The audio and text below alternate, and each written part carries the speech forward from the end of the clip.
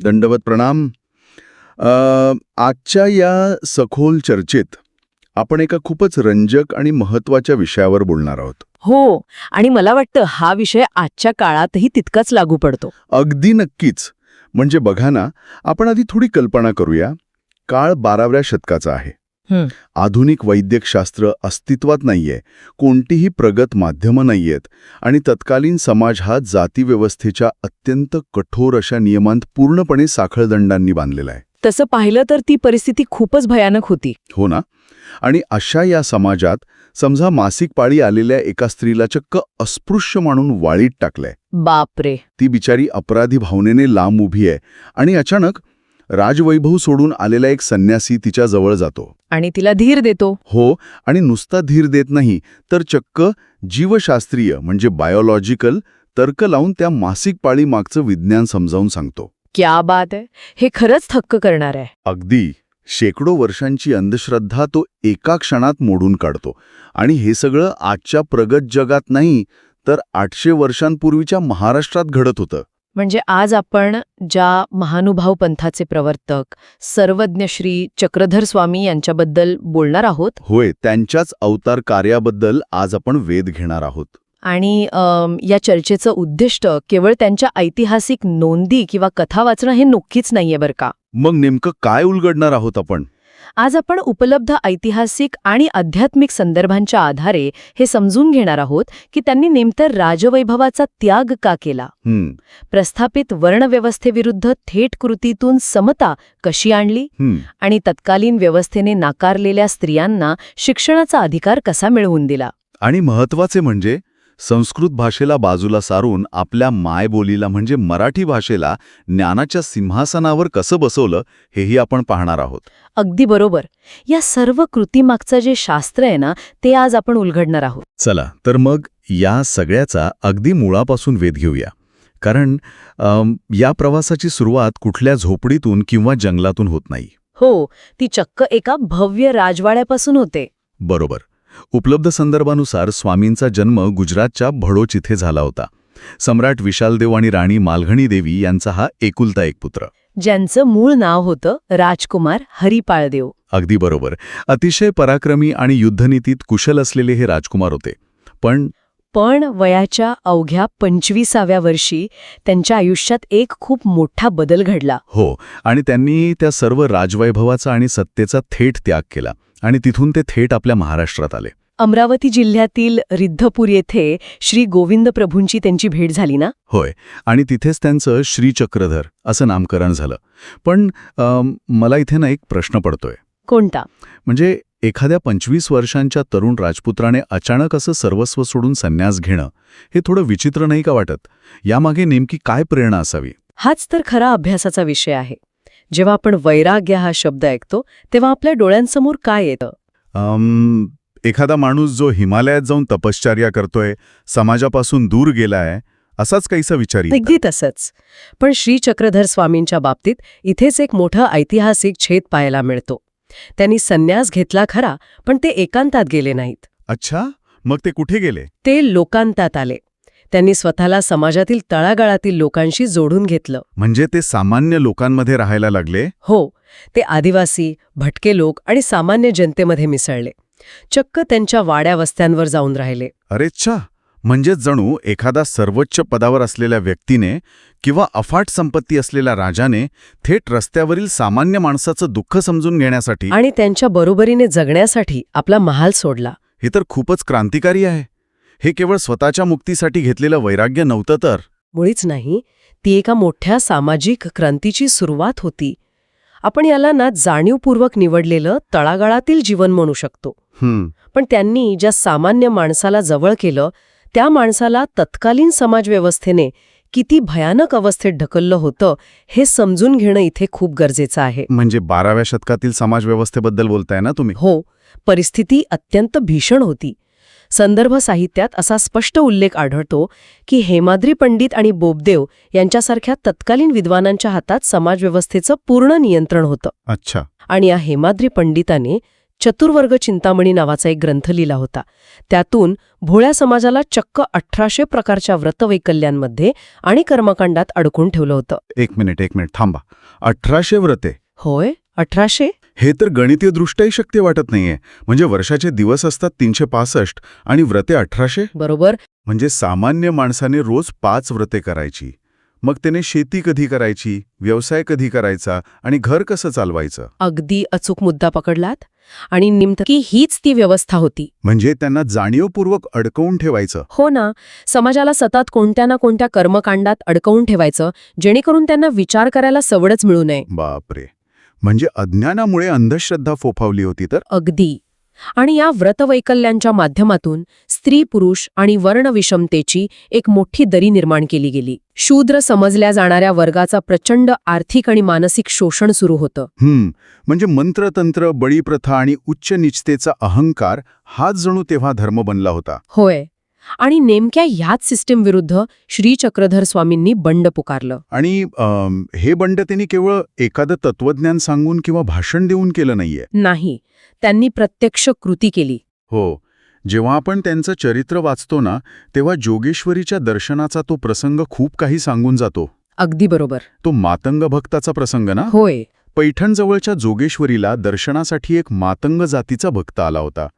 तत्कालीन व्यवस्थेत त्याला अस्पृश्य मानलं होतं. प्रथेनुसार तो बिचारा अत्यंत लांबूनच नमस्कार करून परत जात होता, पण स्वामींनी त्याला चक्क हाक मारून जवळ बोलावलं. आणि त्या भक्ताच्या हातात एक लाडू होता. बरोबर. स्वामींनी तो लाडू स्वतः अत्यंत आनंदाने खाल्ला. आणि नुसते खाल्ले नाही बरं का. मग आणखी काय केलं? तिथे जे त्यांचे उच्चवर्णीय ब्राह्मण शिष्य उपस्थित होते ना, ज्यांना आपण श्रेष्ठ आहोत याचा प्रचंड अहंकार होता, त्यांना स्वामींनी तोच लाडू प्रसाद म्हणून वाटला. बापरे. जर आपण या घटनेचं मानसशास्त्रीय विश्लेषण केलं ना, तर लक्षात येतं की हा प्रस्थापित वर्णव्यवस्थेवर केलेला किती भयानक मोठा आघात होता. अगदी. त्या काळात एका अस्पृश्याच्या हातचं अन्न खाणं म्हणजे समाजव्यवस्थेच्या मुळावर घाव घालणंच होतं. आणि स्वामींनी तो लाडू प्रसाद म्हणून का दिला असेल बरं? कारण शिष्यांसाठी गुरुचा प्रसाद नाकारणं हे महापाप होतं. अरे अच्छा. आणि तो खाणं म्हणजे स्वतःच्या जातीचा अहंकार तोडणं होतं. हा एक प्रकारचा चेकमेट होता. क्या बात आहे. खूपच हुशारीने त्यांनी हा अहंकार मोडला. हो ना. स्वामींनी श्रीमद भगवद्गीतेतील तत्वज्ञानाचा आधार घेतला होता. गीतेत असं म्हटलंय की विद्या विनय संपन्ने ब्राह्मणे गवी हस्तिनी शुणीछैव श्वपाकेचं पंडिता समदर्शिनः. याचा अर्थ असा होतो ना की विद्यासंपन्न ब्राह्मण, गाय, हत्ती, कुत्रा आणि चांडाल या सर्वांकडे पाहण्याची ज्ञानियांची दृष्टी समान असते. अगदी बरोबर. म्हणजे जे तत्वज्ञान केवळ ग्रंथांमध्ये बंदिस्त होतं ते त्यांनी प्रत्यक्ष रस्त्यावर आणलं. बीडजवळच्या पोहीचा देव येथील चर्मकाराची म्हणजे चांभाराची घटनाही याचंच एक उत्तम उदाहरण आहे. हो. त्यांनी त्या चर्मकाराकडून पानाचा विडा स्वीकारला होता. बरोबर. आणि त्या काळात विडा स्वीकारणं म्हणजे एखाद्याला अगदी बरोबरीचा मान देणं असायचं. त्यांच्यासाठी कोणीही उच्च किंवा नीच नव्हतंच मुळी. होय. आणि जेव्हा अशा जातीभेदाच्या भिंती पाडल्या जातात ना, तेव्हा साहजिकच आपल्या लक्षात येतं की या शोषणाच्या साखळीत सर्वात तळाला कोण आहे? कोण होतं? तर समाजाचा निम्मी लोकसंख्या असलेला घटक म्हणजे स्त्रिया. त्या काळात स्त्रियांना शिक्षणाचा, वेदाध्ययनाचा आणि मोक्षाचाही अधिकार चक्क नाकारला गेला होता. हो, ते तर आहेच. मनोवादी संस्कृतीच्या प्रभावामुळे तत्कालीन समाजात स्त्रियांसाठी फक्त चूल आणि मूल हेच कार्यक्षेत्र ठरवून दिलं होतं. अगदी. पण स्वामींनी या व्यवस्थेला थेट आव्हान दिलं. इथे मला तो सारंग पंडितांचा प्रसंग आठवतोय. तो खूप महत्वाचा ठरतो इथे. हो, तो प्रसंग खूपच बोलका आहे. जेव्हा राजाचे अधिकारी असलेले हे सारंग पंडित स्वामींच्या दर्शनाला आले ना, तेव्हा त्यांनी पाहिलं की स्वामींजवळ अनेक महिला बसल्या आहेत आणि स्वामी त्या महिलांना अत्यंत गहन असं तत्वज्ञान समजावून सांगत आहेत. तेव्हा त्या सारंग पंडिताचा जो पुरुषी अहंकार होता ना, तो एकदम जागा झाला. तो काय म्हणाला होता तेव्हा? तो म्हणाला की यांना ज्ञान कशाला पाहिजे, यांना तेलंग देशात नेऊन धान्य कांडायला लावलं पाहिजे आणि आम्हा विद्वानांशी तुम्ही शास्त्रचर्चा करावी. बापरे. आणि त्यावर स्वामींनी जे उत्तर दिलं ना, ते 12व्या शतकातील फेमिनिझम किंवा स्त्रीवादाचं सर्वात मोठं उदाहरण मानता येईल. स्वामी काय म्हणाले त्यावर? स्वामींनी सारंग पंडिताला तिथेच ठणकावून विचारलं, तुमचा काय जीव, यांची या काय जीव लिय? म्हणजे तुमचा जीव आणि यांचा जीव वेगळा आहे का? तुमचा उद्धार करणारा परमेश्वर वेगळा आणि यांचा वेगळा आहे का? अरे वा. सर्व जीव समान आहेत हे त्यांनी ठासून सांगितलं तिथे. आणि नुसतं उत्तर देऊन ते थांबले नाहीत, तर त्यांनी सारंग पंडिताला जलवासाची शिक्षा दिली. एक सेकंड, इथे मला तुम्हाला थांबावंसं वाटतंय. तुम्ही म्हणालात की त्यांना जलवासाची शिक्षा दिली. होय, जलवास. ही जलवासाची शिक्षा नक्की काय प्रकार होता? म्हणजे त्यांना चक्क पाण्यात बुडवलं का काय? नाही, पाण्यात बुडवलं वगैरे नाहीये. हा खूप रंजक आणि पूर्णपणे अहिंसक असा शिक्षेचा प्रकार आहे. अच्छा, मग कसं असायचं हे? जलवास म्हणजे जोपर्यंत त्या व्यक्तीला स्वतःच्या चुकीची आणि स्वतःच्या अहंकाराची जाणीव होत नाही, तोपर्यंत त्यांना पाण्यात उभं राहायचं. बापरे. ही एक प्रकारची मानसिक आणि आध्यात्मिक शुद्धीकरणाची प्रक्रिया होती. त्यांनी सारंग पंडिताला शारीरिक त्रास दिला नाही, तर त्याला त्याच्या अहंकाराचं ओझं पाण्यात उतरवायला लावलं. म्हणजे स्त्रियांना ध्यान आणि श्रवणाला बसू देणं ही त्या काळातील एक अत्यंत ऐतिहासिक घटना होती. तर अगदी, नक्कीच. हे खरोखरच अवाक करणारं आहे. आज 21व्या शतकात आपण समान हक्क आणि महिला सक्षमीकरण यावर मोठमोठ्या परिषदा घेतो, आणि स्वामी हे चक्क 800 वर्षांपूर्वी प्रत्यक्ष आचरणात आणत होते. हो ना. पण मगाशी सुरुवातीला आपण ज्या प्रसंगाचा उल्लेख केला होता ना, उमाईसा आणि मासिक पाळीचा प्रसंग, तो तर याहूनही धक्केदायक आणि विज्ञानवादी आहे. अगदी. हा प्रसंग स्वामींच्या वैज्ञानिक दृष्टिकोनाचा, म्हणजे त्यांच्या सायंटिफिक टेम्परचा खूप मोठा साक्ष देतो. तत्कालीन समाजात मासिक धर्मामुळे स्त्रियांना अत्यंत वाईट वागणूक देऊन घराबाहेर किंवा वाळीत टाकलं जात असे ना. होय. एकदा स्वामींची शिष्या उमाईसा ही मासिक पाळी आल्यामुळे विटाळ मानून स्वामींना अत्यंत दुरूनच दंडवत करत होती. तेव्हा स्वामी स्वतः चालत तिच्या जवळ गेले आणि तिच्या कपाळाला स्वतःच्या पायाचा अंगठा लावला. अरेच्छा, तिला तर खूप मोठा धक्का बसला असेल. हो, तिला स्वतःलाच मोठा धक्का बसला. तिला खूप अपराधी वाटलं. पण स्वामींनी तिची ती भीती दूर करण्यासाठी अत्यंत शास्त्रशुद्ध विचार तिथे मांडला. हो, त्यांनी चक्क शरीरशास्त्राचा म्हणजे अॅनाटॉमीचा दाखला दिला तिथे. त्यांनी तिला समजावून सांगितलं की मानवी शरीरात 9 द्वारे आहेत, ज्यातून सतत काही ना काही स्त्राव होत असतो. अगदी बरोबर. म्हणजे डोळ्यातून पाणी येतं, कानातून मळ निघतो, तोंडातून लाळ येते. त्याचप्रमाणे हे स्त्रीच्या शरीरातील एक द्वार आहे, ज्यातून 3 दिवस रजस्त्राव होतो. ही एक अत्यंत नैसर्गिक आणि शारीरिक प्रक्रिया आहे. यात अशुद्ध किंवा विटाळ म्हणण्यासारखं काहीच नाहीये. विचार करा, 800 वर्षांपूर्वी जेव्हा आजच्यासारखं वैद्यकीय विज्ञान प्रगत नव्हतं, मायक्रोस्कोप नव्हते, तेव्हा एका महापुरुषाने मासिक पाळीच्या स्वच्छतेवर आणि त्याभोवतीच्या अंधश्रद्धेवर इतकं स्पष्ट आणि थेट भाष्य करावं. हो ना. तत्कालीन सनातनी समाज हा विचार ऐकून किती हादरला असेल याची आपण फक्त कल्पनाच करू शकतो. म्हणूनच तर आपण त्यांना केवळ धार्मिक गुरु न मानता एक महान समाज सुधारक मानतो. परंपरेने लादलेली ही बंधने केवळ अन्याय करणारी होती. अगदी. आणि स्वामींनी ती बंधने तोडल्यामुळेच त्या काळात महादंबा, उमाईसा, हिराईसा, आबाईसा यांसारख्या अनेक स्त्रिया आत्मविश्वासाने पुढे आल्या. त्या विदुषी बनल्या. त्यांनी मोकळेपणाने प्रश्न विचारायला सुरुवात केली. क्या बात है. आणि अंधश्रद्धा निर्मूलनाचा आणखी एक अत्यंत गोड प्रसंग म्हणजे बोणेबाईंचा प्रसंग. हो, तो जन्माष्टमीच्या दिवशीचा प्रसंग ना. बरोबर. बोणेबाई जन्माष्टमीला मातीचं गोकुळ बनवून त्याची पूजा करत होत्या.